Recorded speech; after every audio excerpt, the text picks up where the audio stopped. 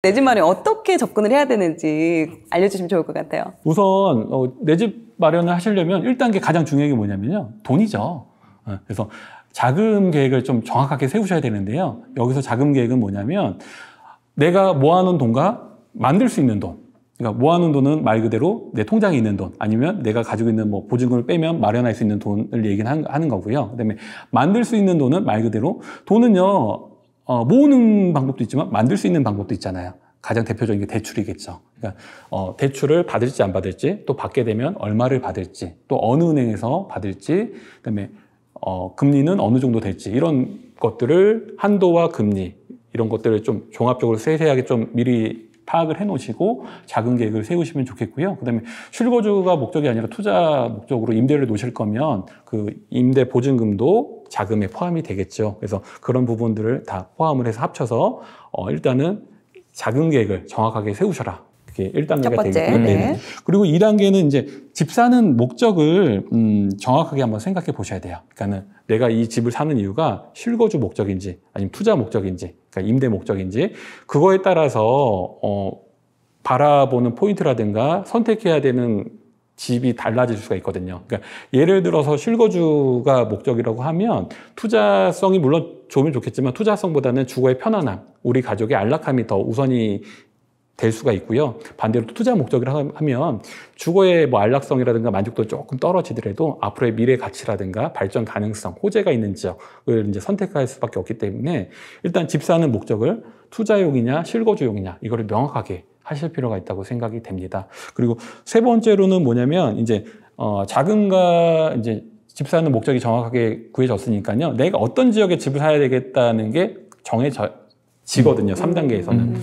그러니까 자금이 어느 정도 있고 어느 정도 자금으로 내가 어떤 집을 사야 되겠다. 이게 그림이 그려졌기 때문에 지역이 딱 정해져 있거든요. 그러니까 예를 들어서 내가 실거주 목적으로 집을 사겠다 그러면 애가 없는 뭐 젊은 맞벌이 부부라고 하면 역세권에 있는 뭐 소형 아파트라든가 빌라에 관심을 갖게 될 거고요. 그다음에 뭐 아이가 뭐 학년기에 있는 아이가 있다 그러면 뭐 초등학교라든가 중학교 이런 학군지를 좀 우선적으로 생각을 하게 되기 때문에 내가 어떤 주택에, 어떤 지역에, 어떤 종류의 주택을 살지, 이걸 한 3단계에서 한번 세부적으로 분류를 해보시는 작업이 중요하다고 생각을 합니다. 그리고 마지막으로 이제 중요한 게 요즘에 이제 인터넷 앱 사이트라든가 이런 인터넷상으로 자료가, 정보가 너무 방대하기 때문에 손품만 마우스로 이제 클릭만 해도 내가 원하는 지역의 매물이 쫙 나와요. 네이버 부동산에 보면. 그래서 저희 사무실에도 손님들이 예전처럼 그냥 무작정 오시는 분들이 없어요. 뭐 광고 올려놓으면, 인터넷상 광고를 올려놓으면 그 광고를 보시고 전화 주시고 방문하시거든요. 그러니까 손품을 팔고 발품을 파시는데요. 저는 한번 반대로 해보시면 어떨까? 그거를 제안을 해드리고 싶어요. 이게 무슨 얘기냐면 일단 발품을 먼저 팔고 손품을 나중에 팔아라, 이 얘기인데, 이게 무슨 얘기냐면 발품을 먼저 팔려니까 무작정 부동산에 가서 물건 보여주세요, 이게 아니라, 이 얘기가 아니라 일단 발품을 파는데 어떤 발품을 파냐면 내가 원하는 지역에 동네가 정해졌잖아요. 그럼 그 지역에 먼저 한번 가봐서 교통은 어떤지, 학교는 뭐가 있는지, 인프라는 뭐가 있는지, 환경은 어떤지 그걸 한번 먼저 체감을 해보는 거예요. 뭐 골목은 넓은지 좁은지. 그리고 나서 손품을 파시면 물건이 더 현장감 있게 와닿거든요. 이 집이, 요쯤에 그럼 내가 아까 내가 며칠 전에 가봤던 그쯤에 있는 집인가? 이렇게 더 와닿을 수 있거든요. 그리고 이 집은, 그래, 지도상으로 이렇게 표시가 돼 있는데 초등학교가 실제로는 조금 더 멀던데, 이렇게 현장감 있게 더 생생하게 와 닿을 수 있기 때문에 손품을 팔고 발품을 파는 것도 중요하지만 시간이 허락이 된다면 발품을 먼저 파시고 손품을 나중에 파셨으면 하는, 그리고 또 발품을 또 최종적으로 한번 더 파시면 좋지 않을까, 그런 생각이 듭니다. 그래서 그렇게 4단계에 걸쳐서 처음엔 자금 계획을 좀 세세하게 잘 세우시고요. 그 다음에 집 사는 목적, 투자냐 아니면 실거주냐, 이 목적을 정확하게 하시고, 그 다음에 희망 지역과 주택의 종류, 아파트를 할지 빌라를 할지, 그 다음에 난 역세권으로 갈지 아니면 학군지로 갈지, 이런 희망 지역을 정하시고요. 그 다음에 발품을 파시고 손품을 한번 파신다면 좋은, 마음에 더 가까운 집을 구하실 수 있는 확률이 높아지지 않을까, 그렇게 생각이 듭니다. 정리를 너무 잘해주셨어요. 그리고 정리하려고 대기하고 있었는데. 저는 마지막에 말씀해 주시던 게 너무 좀 좋아서 사람들 보통 인터넷을 보고 네이버 부동산 보고 여기 아파트 가격 싸네 비싸네 이렇게 판단을 하는데 네네네. 실제로 먼저 가보고 나서 그 이후에 가격을 보게 된다면 이 가격이 맞는지 아닌지 이 가격 정도 이 지역의 입지 정도면 이 가격이 싼지 비싼지를 알 수가 있는 맞습니다. 거거든요. 그래서 저도 먼저 발품을 먼저 파시는 게 더 좋다고 생각이 돼요. 저도 가끔은 이제 손님들한테 이제 광고를 올렸으니까 전화가 오고 저희 사무실에 찾아오시면 고맙죠. 근데 조금은 약간 번거롭고 귀찮을 때가 어떨 때냐면 광고를 딱 올려놓잖아요. 그럼 요즘에 좀 현장감 있게 올린다 사진하고 같이 올린단 말이에요. 네. 그러면 그 사진하고 금액만 보고 전화를 하시는 거예요. 뭐 위치라든가 이거 전혀 모르세요. 그러니까 제가 있는 사무실은 지하철이 기본적으로 멀거든요. 걸어가실 수 있는 거리는 아니에요. 근데 물어보시는 게 지하철역으로 걸어가면 몇 분 거리예요? 이렇게 나오시거든요. 그럼 전혀 이 지역을 모르시는 분이에요. 그러니까 사진하고 금액만 보고 전화를 하셨다는 거거든요. 네, 그러면 저도 힘들지만 그분도 막상 오셔갖고 보시면 집이 마음에 들면 뭐예요? 위치가 마음에 안 드는데. 그래서 발품을 한번 먼저 팔아보시는 것도 좀 의미 있는 작업이 아닐까 그런 생각이 듭니다. 일단 제일 중요한 건 내 자금 계획을 먼저 잘 세우는 맞습니다. 것도 중요하겠네요. 일단 요즘 같은 경우 대출 규제가 워낙에 심하다 보니까 네네네. 이게 대출이 어느 정도 나오는지를 미리 다 계산을 해봐야지 맞습니다. 그렇지 네네. 않으면 또 낭패를 당할 수 있기 맞습니다. 때문에 그 부분을 좀 중요하게 보시는 것 같고요. 그러면 이제 집을 볼 때 실제적으로 좀 더 주의 깊게 봐야 할, 체크해야 할 부분은 또 어떤 게 있을까요? 딱 봤을 때 곰팡이에요. 곰팡이. 네, 문을 딱 열고 집을 딱 보러 갔는데 정면에 뭐 곰팡이가 있다 그러면 그 집은 벌써 아웃이죠. 그래서 곰팡이가 그리고 실생활에 가장 눈에 많이 노출이 되고요. 또 실생활에 가장 불편함을 많이 주는 요소 중에 하나가 될 거예요. 그래서 곰팡이가 있는 집은 이제 좀 피하셔야 되는데, 근데 곰팡이가 피는 원인을 또 좀 생각해 봐야 돼요. 그러니까 곰팡이는 크게 피는 이유가 우선 첫 번째는 그 집에 대한 하자. 그러니까 뭐 누수가 있었다든가 아니면은 아래층에 뭐 이렇게 배관상 문제가 있어서 물이 아래층에서 이렇게 내려서 샜다든가 이런 집에 대한 자체에 대한 하자로 인해서 곰팡이가 피는 경우가 있고요. 네, 두 번째는 이제 온도차, 외부 온도와 내부 온도의 그 온도차 때문에 그 결로 현상이 생겨서 곰팡이가 피는 경우도 있거든요. 집에 대한 하자 때문에 누수라든가 방수 문제 때문에 핀 곰팡이면 그 집은 피하시는 게 맞죠. 그다음에 이 방수는 의외로 또 돈이 많이 들어가고 아무리 방수 전문가, 누수 전문가를 불러도 한 번에 못 찾아내는 경우가 많아요. 그래서 그것 때문에 스트레스 받는 경우가 특히나 많거든요. 처음 집을 사시는 분들 같은 맞습니다. 경우는 좋다고 샀는데 어느 날 갑자기 물이 떨어져요. 그리고 곰팡이 펴요. 그러면 정말 싫거든요. 정이 떨어져 버려요. 네, 빨리 나 이사 가고 싶거든요. 내 집인데 맞아요. 어디 이사 가요? 이제 들어왔는데 네, 나가고 이사도 안 싶어서요. 풀었는데 짐도 안 풀었는데 그래서 그렇게 하자로 인한 곰팡이 집은 뭐 가급적이면은 특별한 뭐 가격적인 혜택이라든가 이런 게 없는 한은 좀 피하시는 게 좋을 것 같고요. 근데 결로 때문에 핀 곰팡이라고 하면은 그건 좀 생각을 해보실 필요가 있는 게 뭐냐면 어떻게 보면 결로는 집에 대한 하자라고 보기보다는 사용자의 부주의로 인해서 피는 경우가 많거든요. 그래서 그 결로 때문에 인한 곰팡이라고 하면 다른 장점이 많다면 뭐 굳이 피하실 필요까지는 없다 그렇게 생각이 되고요. 그다음에 한 가지 이제 팁을 드리면 곰팡이가 그럼 이게 결로인지 누수인지 어떻게 알아요? 곰팡이 폈는데 이렇게 이제 하시는데 자세히 보면 좀 뭐 100% 정확하진 않지만 그래도 어느 정도 걸릴 수 있는 건 뭐냐면 누수라든가 이제 외벽 방수 문제 때문에 핀 곰팡이는요 대부분 위에서부터 아래로 곰팡이가 퍼져나가요. 그러니까 위에 부분이 진하고 밑으로 내려오면서 번지면서 좀 연하게 곰팡이 피거든요. 그래서 그럴 경우에는 이제 누수에 의한 곰팡이 확률이 높고요. 그다음에 결로 현상은 주로 이제 창가 쪽이라든가 아니면 그 벽 중간에서부터 이렇게 주변으로 퍼지는 경우가 많아요. 그래서 그렇게 핀 곰팡이라고 하면 약간 결로로 인한 곰팡이일 수 있기 때문에 일단 외관상으로는 그렇게 좀 분류를 해서 집 보실 때 곰팡이를 좀 구분하시는 것도 한 가지 팁이 되지 않을까 그렇게 생각이 됩니다. 완전 팁이네요. 보통 이렇잖아요. 그 북박이장 같은 거 아니면 장롱 큰 거 빼면은 그 뒤에 모서리에 맞아요. 곰팡이 네. 많거든요. 근데 그 모서리가 천장에서 대체적으로 이어지는 게 아니라 중간에서부터 아, 아래 그러면은 바닥, 맞습니다. 장판 쪽으로 이렇게 이어지는 이런 건 결로에 대한 곰팡이다라고 맞습니다. 보시는 거죠. 네네네네.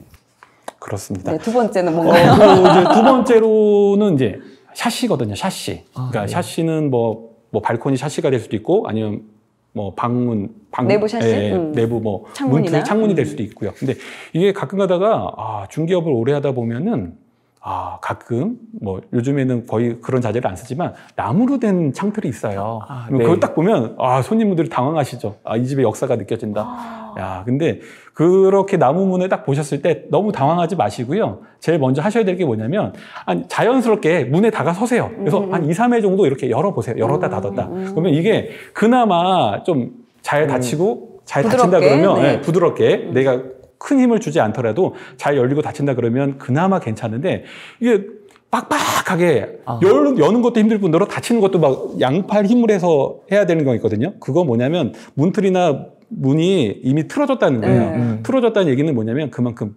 외부하고 내부의 공기가 유출이 된다는 얘기겠죠. 그럼 단열, 방음이 안 된다는 얘기예요. 그러면 내가 나무 창틀로 된 집을 보러 간 이유는 한 가지거든요. 저렴하기 때문에 간 거예요. 근데 저렴한 집을 내가 가려고 거기를 갔는데 오히려 겨울철에 난방비가 더 많이 나와요. 그러면 주택 특히나 많이 나오고 춥고 더우면 이게 쉽지가 않거든요. 그래서 오히려 더 부수적인 비용, 난방비라든가 냉방비가 더 많이 나올 수 있기 때문에 이런 샤시 부분을 좀 잘 보셨으면 좋겠다. 예, 한번 열어보시는 것도 나쁘진 않다. 예. 부드럽게 잘 닫히면 그래도 좀 괜찮을까요? 그렇죠. 가격이 그나마. 싸다면? 그렇죠. 가격이 있으니까. 근데 가격이 비싼데 나무문이다 그러면 나와야죠. 그냥. 그 나무 샤시를 다시 바꾸면 수리를 한다면? 근데 비용이 많이 들어요. 이게 산지도에서 차라리 그 차이가 차지하는 부분이 상당해요. 네. 그래서 이거를 교체할 정도면 가격을 올렸겠죠. 차라리 그냥 더 좋은 데 가는 게 낫네. 그럼요. 그래서 하여튼 나무문 보시면 열어보셔라. 2, 3회 정도. 그래서 그거고요. 그다음에 세 번째는 소음이죠. 소음. 소음은 이게 층간 소음하고요. 외부 소음이 있는데 층간 소음은 말 그대로 위아래 층 옆집하고 그 소음인데 이게 집을 보러 가시면 대부분요. 채광이라든가 이거에 그러니까 소음보다는 채광에 좀 예민하시잖아요. 그쵸. 비중을 두기 때문에 낮에 가요. 네. 근데 본격적인 소음은요. 오후부터 나요. 왜냐하면 맞벌이 나거나 어린애가 있는 집들은요. 낮에는 애가 없어요. 근데 밤에 어린이집이나 학교에서 돌아오면 학원 갔다 오면 그때부터 뛰어요. 그러면 내가 마음에 드는 집이 있으면요. 낮에 채광이 좋았다면 최종 결정을 하기 전에 밤에 시간대를 한번 달리해서 오후 시간이나 저녁 시간쯤에 저희 남편이 아니면 저희 와이프가 집을 못 봤는데 한 번 더 보고 계약할게요. 이런 식으로 좀 좋게 얘기를 해서 보시고 그다음에 거주자분한테 뭐 그러니까 만약에 뭐 매매라든가 실제 주인이 거주를 한다 그러면 잘 얘기를 안 해주겠지만 뭐 거주자가 임차인이라거나 하면 한번 물어보시는 거죠. 윗집에 누가 살아요? 옆집은 누가 사나요? 뭐 좀 시끄럽지 않나요? 이렇게 하면 또 리얼하게 또 의외로 얘기해 주시는 분들도 있어요. 그러니까 그렇게 한번 물어보시는 것도 좋고요. 그다음에 집이 너무 길가에 있다거나 또 요즘에는 뭐 빌라 같은 경우는 공원이라든가 공원뷰 좋잖아요. 놀이터 있고 그래서 선호하시는 앞에 막힘없이 좋잖아요. 그래서 그게 장점이지만 또 단점은 뭐냐면 밤에 시끄러울 수 있거든요. 밤에 꼭 거기서 맥주 드시는 분이 계세요. 그렇기 때문에 창문을 열었을 때와 닫았을 때의 소음도 한번 체크해 보시는 게 좋지 않을까. 예. 그래서 시간대를 달리해서 뭐 채광이라든가 소음 체크하시는 게 좋다고 생각이 되고요. 그다음에 네 번째로는 이제 이게 실생활에 은근히 많이 예민한 부분인데 수압하고 배수거든요. 수압하고 수압. 배수. 물을 틀었을 때 잘 나와야 돼요. 내가 빨래도 세탁기도 돌려야 되고 샤워도 해야 되고 설거지도 해야 되는데 물이 틀었는데 졸졸졸졸 나오면 이거 사는 동안 스트레스예요. 뭐 물 받아서 매번 할 수 있는 것도 아니고요. 그러다 보니까 수압이 이제 잘 나오느냐 이거를 보셔야 되는데 가장 정확한 건요. 이거 뭐 저희 입장에서는 좀 피곤하지만 권해드리진 않지만 그래도 제일 정확한 건 싱크대 물 최대 틀어 놓으시고요. 욕실 가셔가지고 샤워기라든가 세면대 물 최대로 틀어 보셔야 돼요. 그리고 나서 변기물을 동시에 내려야 돼요. 그러면 수압이 센 집은 그 수압이 유지가 되거든요. 근데 약한 집은 바로 변기에 물이 받아지는 속도가 좀 늦어진다거나 아니면 틀어놓은 물줄기가 좀 약해진다거나 그거거든요. 그래서 그렇게 해보시는 게 제일 좋은데 저희 중개사 입장에서는 좀 그렇게 달갑지 않은 손님이죠. 근데 해보시는 게 중요한데 중요한 건요. 이게 진상 손님으로 낙인 찍히지 않으려면요. 딱 봐도 제가 딱 보면 알잖아요. 손님이 마음에 드는지 안 드는지. 근데 분명히 마음에 안 들어요. 근데 마음에 안 드는데 왜 다 틀어보냐 이거예요. 마음에 드는지만 틀어보세요. 아니, 또 이제 수압이 좋으면 마음이 바뀔 수 있어요. 아니야. 마음에 안 들어요. 마음에 안 들어요. 이거 틀고도 그냥 그분은요. 내가 집 보러 간다니까 주변에서 얘기는 들은 거예요. 물 틀어봐라. 그냥 의뢰에 그냥 틀어보는 거지. 이게 물 틀어놓고도요. 수압이 약하다 세다 그 얘기를 안 해요. 그러니까 꼭 마음에 드는지만 하시고 가끔가다 여름철에 보일러 잘 되는지 안 되는지 틀어보시는 분들도 있어요. 그러니까 그러지 마세요. 보일러 안 되면 그거 당연히 고쳐주는 거예요. 그래서 보일러를 당장 틀었는데 지금 꺼놨다가 틀었는데 온수가 나오냐고요. 안 나오지. 근데 온수 안 나온다고 막 트집 잡는 분들이 있거든요. 보일러 이거 문제 있는 거 아니에요? 그러면 저희 입장에서는 상당히 난감하죠. 그래서 좀 본인이 정말 마음에 들고 어느 정도 좀 이 집이다 싶을 때 좀 적극적으로 하시고 그 전까지는 이렇게 좀 눈으로만 잘 보셨으면 한다는 부탁의 말씀드리고요. 그 배수. 네. 물 나오는 것도 중요하지만 물이 잘 빠지는 거, 빠지는지. 예, 그것도 중요하기 때문에 배수도 한번 잘 보시면 좋겠고요. 그다음에 마지막 5번째로는 요즘에 차가 거의 뭐 1가구 한 대는 거의 다 있고 뭐 2대, 3대 있는 집들도 많기 주차? 때문에 예, 주차장을 좀 신경 많이 쓰셔야 될 것 같아요. 그러니까 아파트 같은 경우는 거의 뭐 1주차 이상이 되기 때문에 크게 신경 안 써도 되지만 공동주택, 뭐 빌라라든가 이런 다세대 주택 같은 경우는 주차 공간이 좀 협소할 수 있기 때문에 주차장이 단지 몇 개인지도 중요하지만 중요한 거는 이 건물의 전체 가구가 몇 가구인데 주차가 몇 대구나 그 비율을 보시는 게 중요하다고 생각해요. 그래서 최소한 그래도 50% 이상은 돼야 주차에 대한 스트레스를 좀 덜 받지 않을까 그렇게 생각이 되고요. 그다음에 간혹 손님 중에서 내가 차가 없다고 해서 주차장을 좀 관가하시는 분들이 있어요. 근데 내가 차가 없을 뿐이지 내가 나중에 집을 팔 때라든가 아니면 내가 임대를 놓고 나올 때 후임 세입자라든가 후임 매수자는 차가 있을 수도 있거든요. 그러면 주차장이 없는 것보다 주차장 여건이 더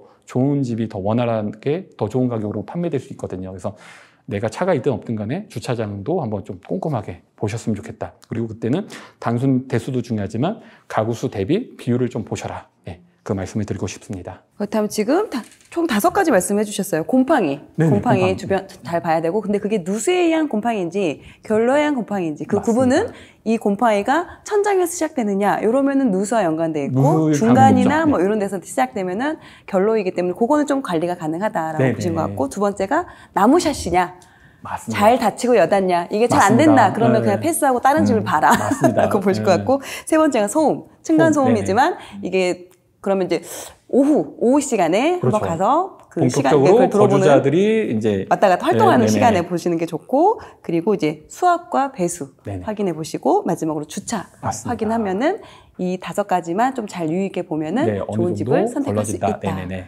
하지만 가격이 정말 싸다면 그러면 포기할 부분 포기해야죠. 그렇죠. 네, 요걸 다 만족하면서 가격까지 네. 맞추기 쉽지 않으니까 맞습니다. 여기에서 좀 곰팡이 부분만 좀 신경 쓰고 그 외적인 부분은 가격이 싸다면 좀 사야 되지 않나라는 고려해볼 여지도 있죠. 네. 중요 요소까지는 아닐 수도 있다라고 맞습니다. 네. 말씀 좀 해드려야 될 것 같고, 남향이 좋은 건 다 알아요 사람들이. 근데 이제 이게 남서향이랑 남동향이랑 이거는 둘 중에 어떤 게 더 좋고 사람들이 더 선호하는지.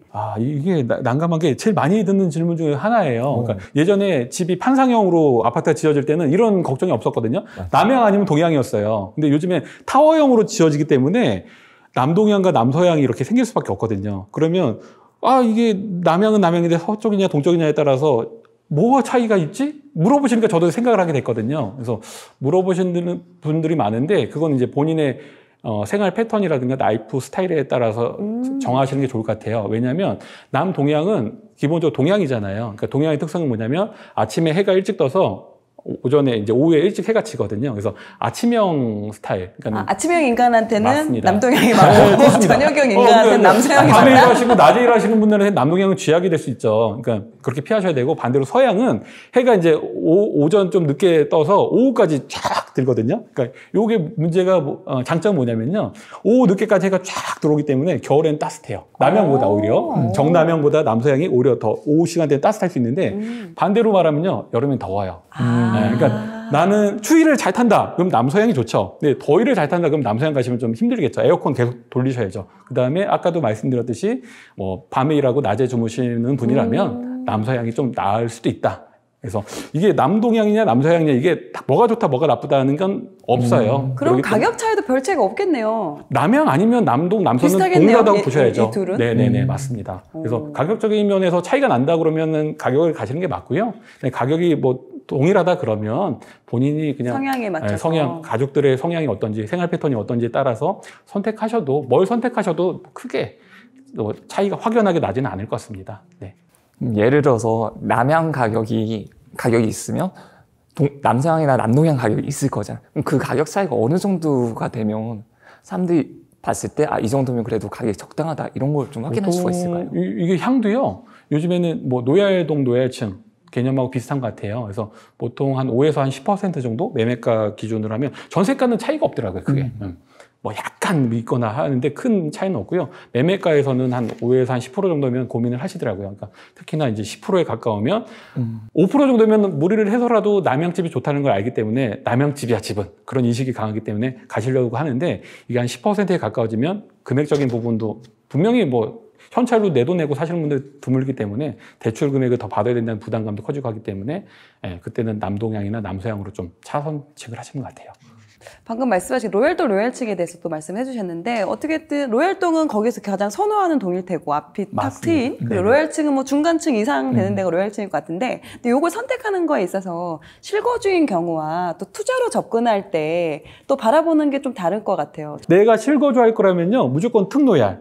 왜냐면요 이게 초기에는 부담이 돼요. 가격적인 부분에서. 왜냐면 내가 좋은 건요 남들 눈에도 다 좋은 거예요. 그러니까 그만큼 가격이 비싸겠죠. 노얄동의 노얄층이면. 근데 또 반대로 팔 때도 생각을 해보면요 남의 눈에 좋기 때문에 비싼 가격에 금방 팔 수 있어요. 원하는 가격에. 그래서 그다음에 노얄동 노얄층이다 보니까 환경이라든가 입지가 너무 좋거든요. 단지 내에서도. 그렇기 때문에 내가 거기 거주하는 동안에 만족도가 그만큼 높아요. 그러니까 돈의 가치가 충분히 있다. 그래서 실거주 목적이라면 전 가격적이면 특노얄에 특노얄층. 가격대가 있어도 어차피 부담이 되더라도. 팔 때는 그 가격을 다 받을 수 있으니까. 네. 근데 투자 목적이라고 하면 조금 달리 생각을 해요. 근데 투자 목적도요, 동하고 이제 그 층을 좀 나눠서 생각을 했는데, 층만큼은 양보하지 않으셨으면 좋겠어요. 그러니까 물론 가격이 월등히 싸다, 저렴하다 그러면 탑층이든 뭐 저층이든 가야죠. 근데 그게 아니라 뭐 큰 차이가 없다. 좀 애매하다. 차이가 나긴 나는데 애매하다 그러면 층에 대한 거는 좀 노얄로 선호를 하시고요. 그래도 중간층 이상으로 너무 뭐 1층보다 이런 것보다는 최소한 4층 이상 아니면 그렇죠. 5층 4, 5층 이상? 이상. 5층 이상 이 5층 정도. 이상. 그러니까 뭐 15층 건물을 기준으로 하면 그래도 한 5층 이상 정도. 그러니까 1, 2층은 이게 내가 거주 목적이 아니라 투자 목적이기 때문에 또 급하게 팔아야 될 경우도 있거든요. 그럼 내놨을 때 물론 아파트는 금매물로 뭐 가격을 낮추면 물론 가격을 확 낮추면 되는데 그게 좀 마음이 안 낮춰져. 맞습니다. 그러면 그래도 낮춰도 내가 좀 서운하지 않을 금액을 받기 위해서는 시간이 걸리거든요. 그래서 층은 양보하지 마시고요. 그 대신에 동을 양보를 하시면 좋을 것 같아요. 그래서 노얄동이 아니어도 괜찮아요. 남양이 아니어도 괜찮아요. 사람들은요 전세 얻을 때 거기 노얄동이에요 이렇게 안 물어봐요. 층이 몇 층이에요 물어보지. 맞아요. 근데 중요한 건요. 노얄동하고 비노얄동하고 가격 차이는 매매가가 5에서 10%가 나요. 근데 전세가는요 거의 차이가 없어요. 저층이냐 노얄층이냐의 그 차이가 있지 동이 몇 동이냐의 차이는 별로 없거든요. 그러면 투자 목적이기 때문에 어차피 가성비가 중요하기 때문에 내 투자금이 최소화되는 게 중요하기 때문에 동은 좀 비노얄 동으로 좀 매매가 저렴한 거. 그 대신에 층만큼은 중간층 이상으로 나중을 좀 생각해서 그렇게 접근하시면 좀 더 효율적으로 투자를 하실 수 있지 않을까 그런 생각이 듭니다. 왜냐면 일반적으로 또 생각할 때는 투자도 어차피 나중에 팔 거니까 로얄층이면 더 비싸게 더 잘 팔리지 않을까? 이런 생각에 맞습니다. 투자도 로얄층, 로얄도 이렇게 접근을 하는 경우도 있거든요. 네네. 그러니까 물론 그것도 맞는 말씀이죠. 노얄동에 노얄층으로 투자를 하시는 것도 좋은데 우리가 항상 얘기했듯이 우리 투자자들은 자금이 풍부하지가 않아요. 금액이 많이 들어가기 때문에 항상 한정되어 있기 때문에 물론 그 덩어리도 중요해요. 내가 몇 억을 벌었냐, 몇 천을 남겼냐 이것도 중요하지만 저는 더 중요한 거는 수익률이라고 보거든요. 내가 얼마를 투자해서 몇 퍼센트의 수익률을 남겼냐가 중요하거든요. 물론 투자금이 크면 수익률은 좀 낮아도 덩어리는 커지겠죠. 근데 반대로 내가 투자금이 작기 때문에 내가 이 소액으로 투자를 했을 때 이 투자금 대비 몇 퍼센트의 수익률을 올릴 수 있느냐 그것도 좀 세세하게 따져야 되기 때문에 가성비를 좀 무시할 수는 없다. 근데 자금의 여유가 되면 특노얄이 좋죠. 임대든 뭐 실거주든 간에. 네. 하긴 누가 좋은 거 모르나요? 없어서 못 사지. 돈이 없어서 못 사지 뭐 몰라서 못 사나? 내 집 마련할 때 이런 공인중개사와 친해지면 좋은 이유에 대해서도 말씀해 주셨더라고요. 네네. 어떤 점이 좋나요? 여기서 말하는 공인중개사는 이제 제대로 좀 열심히 하는 공인중개사를 얘기를 하는 거고요. 물론 대부분의 공인중개사분들이 열심히 하시고 성실하게 정말 중간에 중립적인 입장에서 정확한 거래를 하기 위해서 열심히 노력을 하시지만 간혹 가다가 이제 안 그러시는 분들도 있어서 좀 믿지 못하겠어 막 이런 경우도 있긴 하지만 대다수의 이제 공인중개사분들은 현업에 이제 충실하시는 분들이기 때문에 그렇게 열심히 하시는 중개사분들하고 친해지면 한 4가지 정도 장점이 있다고 봐요. 우선 첫 번째로 뭐냐면 좋은 물건이 나면 알려줘요 먼저. 그러니까 아까도 말씀드렸듯이 이제 좋은 물건이 딱 나오잖아요. 일단 내가 못하면. 내가 못하면. 야, 이건 내가 먹을 떡이 아니다. 그럼 다른 누군가에게 이 떡을 줘야 되는데 누구한테 줄까? 그럼 당연히 공인중개사도 사람인지라 인지상정이 있는 거예요. 그래서 딱 리스트가 쫙 머리에 그려지거든요. 그러면 정말 할 것 같은 손님, 그 다음에 평상시에 친분이 있던 손님, 이런 분들부터 떠오르게 되거든요. 그리고 그냥 무심히 와갖고 좋은 거 있으면 연락주세요. 그런 분들은 생각 안 나요, 솔직히. 그치. 그러니까 평상시에 이렇게 유대관계라든가 친분이 쌓이면 좋은 물건이 나오면 우선순위로 딱딱 제공을 해줄 수 있다, 알려준다 그런 장점이 있고요. 두 번째는 이제 가격 조절을 내 편에서 해줘요. 아무래도 이게 중립적인 딱 그 서가지고 매도자가 원하는 가격, 매수자가 원하는 가격 딱 절충을 하는 작업이긴 하지만 어느 한쪽으로 쏠릴 수밖에 없는 게 사실이에요. 근데 이제 간혹 가다가 특히나 이제 투자의 경험이 없으시거나 좀 투자 마인드가 약간 부족하신 분들 중에서 어떤 경우가 있냐면 그 매매가를 깎기보다는 부수적인 비용을 전략하시려는 분들이 있어요. 그 대표적인 예가 중개 수수료를 이제 깎으시려고 하거든요. 그러니까 예를 들어서 뭐 7억짜리 아파트를 거래를 한다 그러면 0.5%니까 한 350 정도 되잖아요. 그러면 이거 뭐 한 250에 해주세요. 안 해주면 나 옆에 부동산 가서 거래할 거예요. 이런 분들이 있어요. 대놓고 그래요. 그러면 저희 마지못해서 하긴 하죠. 특히나 이게 단독 물건이 아니라 공동중개라든가 저희가 직접 물건이 아니면 끌려갈 수밖에 없죠. 근데 그렇게 되면 그분은 이제 아웃이에요. 다음에 그분이 와서 집 나오면 얘기해 주세요. 그러면 얘기 안 해줘요. 그분한테는. 네. 또 깎을 거 아니야. 네. 근데 좀 투자 경험이 있거나 좀 물건이 확실하게 하고 싶다는 욕심이 강할수록 어떠냐면 역으로 제안하시거든요. 중개 수수료는 제가 섭섭치 않게 드릴 테니까 물론 초과 수수료 받으면 안 되죠. 법정 내에서 받아야 되지만 섭섭치 않게 해드릴 테니까 조건이라든가 가격을 좀 맞춰주세요. 이런 분들이 있거든요. 그러면 공인중개사도 같은 A라는 사람, B라는 사람이 있으면 이왕이면 이쁘게 말하는 분이 좋죠. 그럼 이분한테 쏠 수밖에 없거든요. 그러면 자기의 노하우라든가 역량을 최대한 동원해서 7억짜리 집이면 정말 말만 잘하면 한 300에서 500 정도는 무난히 깎을 수 있거든요. 그러면 중개 수수료 몇십만 원 뭐 이렇게 아끼는 것보다는 매매가에서 300, 500 깎는 게 경제적으로 더 이득이고 나중에 거래할 때 이미지도 더 좋거든요. 그래서 어느 거를 선택을 할지 경제적인 가치가 어느 게 있을지 본인이 한번 잘 선택을 해보셨으면 좋겠고요. 그다음에 세 번째로는 이제 정말 실력 있는 공인중개사들은요, 보통 손님들이 이제 오잖아요. 그럼 뭐 나 얼마짜리 어떤 집을 원해 이렇게 조건을 얘기를 하면 장부를 쫙 봐요.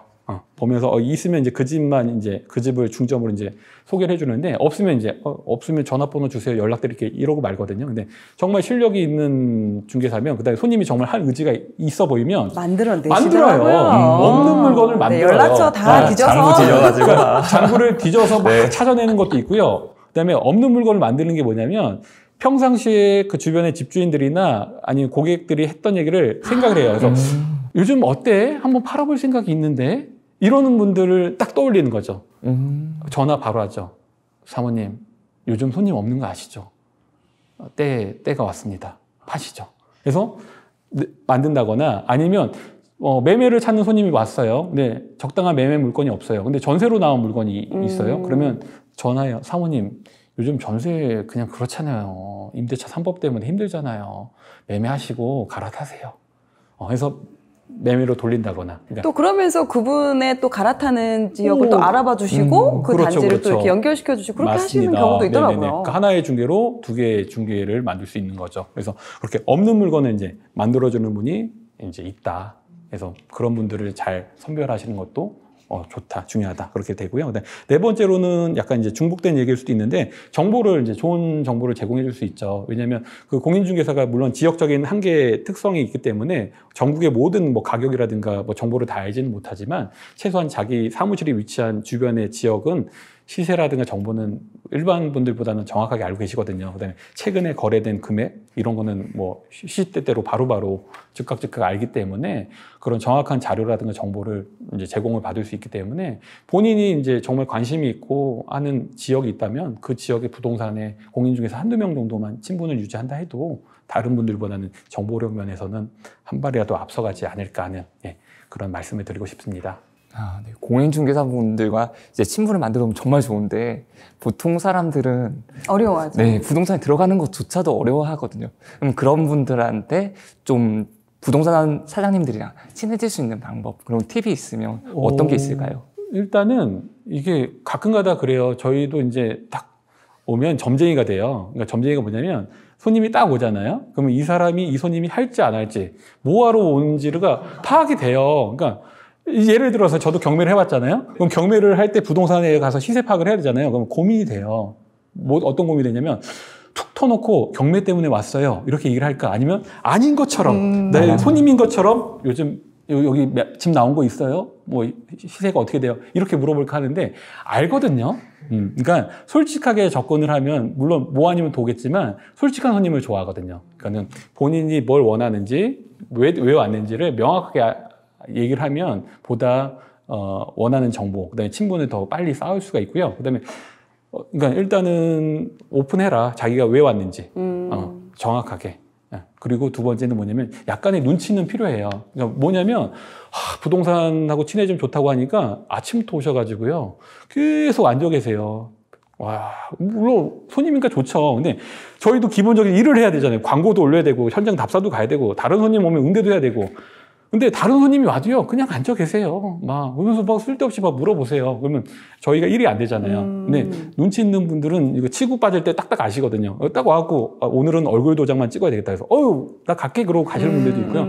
눈치 없이 계속 앉아 계시는 분들도 있어요. 그러니까는 일단은 좀 솔직해져라. 그다음에 눈치가 있으면 좋다. 무작정 많이 간다고 친해지는 게 아니다. 무작정 횟수가 중요한 게 아니에요. 문 열었는데 되게 바빠 보여. 그러면 이제 딱 빠지고. 인사만 하고. 근데 딱 갔는데 좀 이렇게 좀 한가해 보시네. 그러면 음료수 하나 딱 사가지고 가세요. 맞습니다. 날씨가 더운 날이야. 그러면 이제 아이스 커피, 아이스 아메리카노 딱 2잔 딱 사가지고 오늘 너무 덥네요. 역시 한잔 하세요. 맞습니다. 그러니까 코코드림님이 지금 진짜. 제대로 아시는 게 정말 손님 중에 프로가 있어요. 어떤 프로가 있냐면요. 일단 그냥 처음 오시는 분들은 문 여는 것 자체도 되게 힘들어 하세요. 그래서 어떻게 열어요, 열기는. 그냥 가세요. 그다음에 좀 이제 여유가 생기면 음료수를 하나 사와요, 이렇게 드시라고. 근데 진짜 그 프로들은 어떻게 하는지 아세요? 바카스 같은 거 이제 음료수 필요해복제 사오잖아요. 뚜껑을 열어요. 그쵸, 따서 줘야지. 따면서. 왜냐면 그거 마실 동안 앉아 있어야 되잖아. 그래서 따서, 자연스럽게 본인도 따고 이렇게 앉아갖고, 그러면서 대화가 시작되는 거죠. 그래서, 이분은 내가 오늘 엮였다. 이렇게 되는 거죠. 왜냐면 근데 그 부동산을 또 처음 간 데서 그렇게 하기 쉽지 않으니까. 맞습니다. 그러니까 이게 맞아요. 연습이 필요하더라고요. 여기서는 차마 바카스 주는 걸로만 일단 오늘 성공. 다음 단계에서는 맞습니다. 뚜껑을 따는 것까지 해보기. 뭐 이런 식으로. 그러니까 저희도 뚜껑 따서 단계별로. 주면 이게 당황되면서도 이거 안 받을 수는 없잖아요. 지금 이제 마지막으로 이제 내 집 마련이나 부동산 투자를 이제 작은 시드머니로 하시려고 하는 분들께 좀 조언을 해주신다면 어떤 말씀이 있을까요? 요즘에 집값이 급격하게 또 최근에 많이 올랐기 때문에 집 사는 거에 대해서 좀 회의적이거나 집 사는 걸 포기하시는 분들이 주변에 좀 많이 생기더라고요. 근데 그런 분들한테 꼭 해드리고 싶은 말씀이 뭐냐면 저는 집이요, 투자의 목적을 떠나서 주거의 목적에서라도 그 이유 때문이라도 꼭 1주택은 필수라고 생각을 합니다. 그래서 절대 집 사는 거를 포기하지 마시고요. 근데 집 사는 거를 포기하거나 어려워하시는 분들이 왜 그러냐면은 본인의 소득으로는 집을 살 수 없다고 생각을 해요. 근데 왜 그러냐면 눈높이가 너무 높아요. 서울의 새 아파트 누구나 살고 싶어 합니다. 근데 문제는 가격이죠. 가격이 비싸다는 거죠. 근데 자기의 소득을 생각해 봤을 때 그 집값을 딱 위에 놓고 보면 도저히 따라갈 수가 없거든요. 그래서 제가 그런 분들에게 드리고 싶은 말씀은 뭐냐면요. 서울에 새 아파트도 있죠. 근데 서울에는요, 다른 종류의 주택도 있고요. 또 서울에만 집이 있는 게 아니에요. 그러면 일단은 본인의 경제적 수준에 맞는 집을 조금만 더 무리를 하면 살 수 있는 그 집을 먼저 사시는 게 맞다고 생각을 해요. 그래서 집은요, 돈을 모아서 사는 게 아니고 집은 집으로 사는 거예요. 그래서 예전처럼 진짜 열심히 모으고 저축해서 돈 이렇게 해서 집을 산다는 개념 자체가 이제는 안 맞아요. 트렌드가. 그렇기 때문에 집값이 올라가는 속도가 너무 빠르고요. 그렇기 때문에 일단은 달리는 기차에 몸을 먼저 탑승을 하는 게 중요하다고 생각을 해요. 특등칸에 타는 건 나중 문제예요. 일단은 달리는 기차에 딱 입석이라도 타는 게 중요하거든요. 그래 앞으로 나아가. 맞습니다. 그래서 일단은 잡아놓고 자신이 열심히 노력해서 근로소득도 올리고 해서 보태서 점진적으로 앞으로 나가서 좌석에 앉으면 되는 거거든요. 근데 처음부터 좌석에 앉으시려고 생각을 하다 보니까 너무 힘든 거예요. 그래서 일단은 달리는 기차에 빨리 타시길 바라고요. 절대 집 사는 걸 포기하지 마시고요. 집 살 수 있는 기회는 누구에게나 분명히 온다고 생각을 하기 때문에 저는 여러분들의 내 집 장만을 꼭 응원해 드리고 싶습니다. 절대 포기하지 마세요.